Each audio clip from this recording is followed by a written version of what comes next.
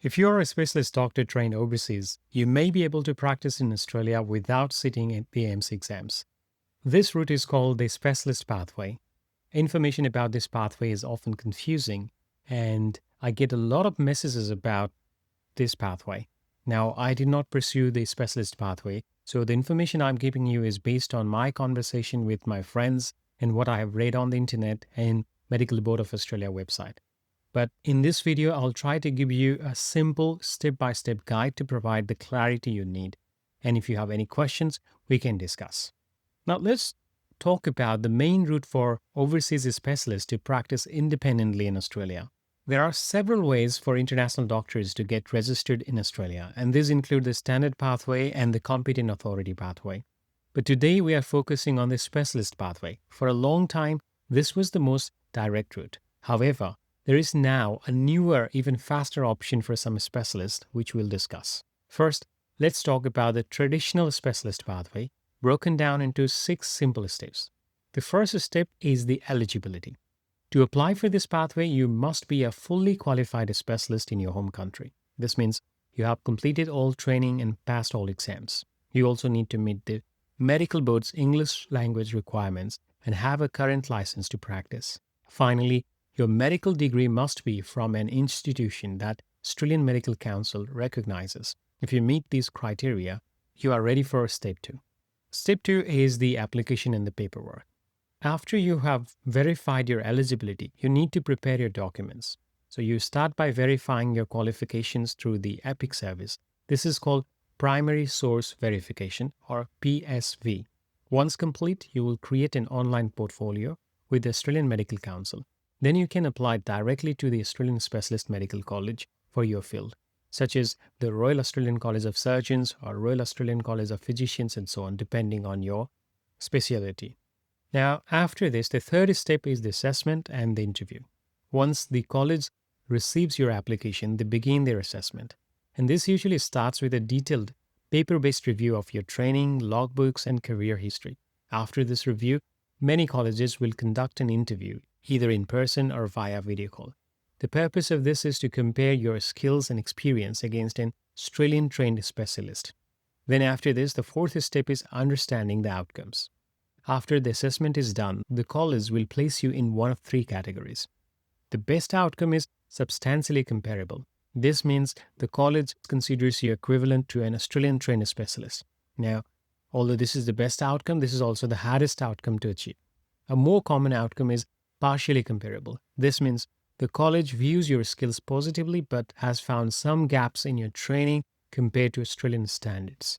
Now, the final outcome, which we don't want, is not comparable.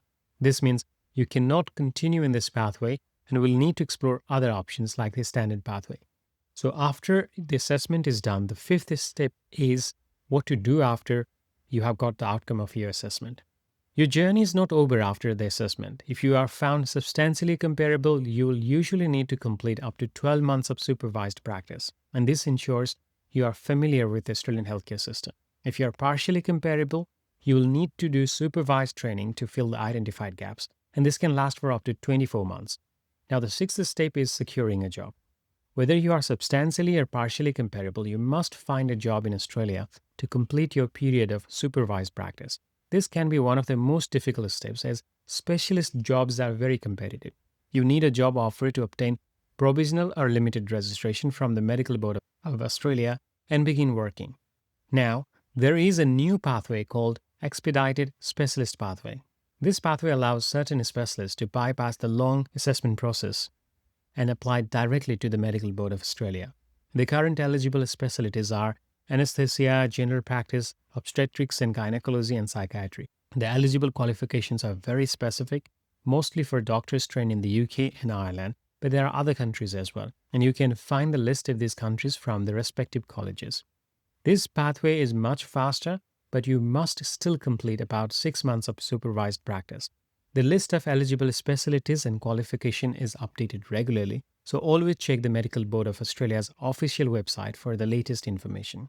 More specialties such as general medicine, diagnostic radiology, and general pediatrics are scheduled for assessment. It is also useful to know about the area of need pathway. This is for doctors who have a job offer in a location with a workforce shortages. This pathway by itself only leads to limited registration for that specific job. It does not grant a specialist registration. However, you can apply for an area of need assessment and a specialist comparability assessment at the same time. Now, let's talk about the cost of all of this, or the specialist pathway. First thing is you have to be aware that this pathway is expensive. College assessment fees can range from approximately 6,000 to over 10,000 Australian dollar.